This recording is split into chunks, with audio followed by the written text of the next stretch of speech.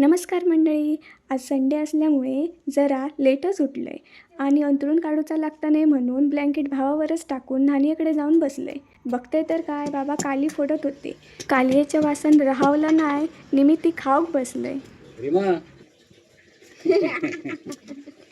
बाबांनी आई हाक मारताच तसाच उठलंय आणि पुढल्या दारपासून पाटल्या दारपर्यंत सपसपावून केर मारून टाकले. तोपर्यंत आईन देवाची देवपूजा करून घेतलेल्यान.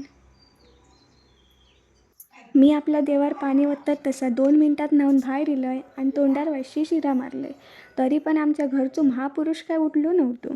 ह्यो उठापर्यंत मी माझी बाकीची सर्व कामं आवरून घेतलंय आणि कालवा फोडूक बसलंय तर भावान मस्तपैकी घावणे आणि चाय आणून भरवल्यान.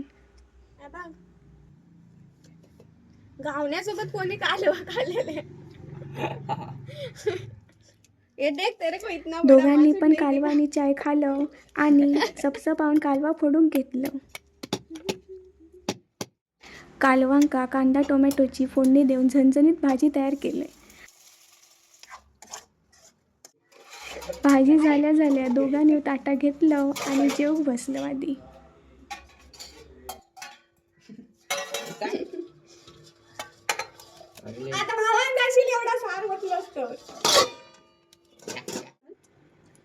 वास असल्यामुळे 4 घास आज जरा जास्तच गेले. चला झोपतं आता. आजच्या पुरती एवढाच. भेटू लवकरच.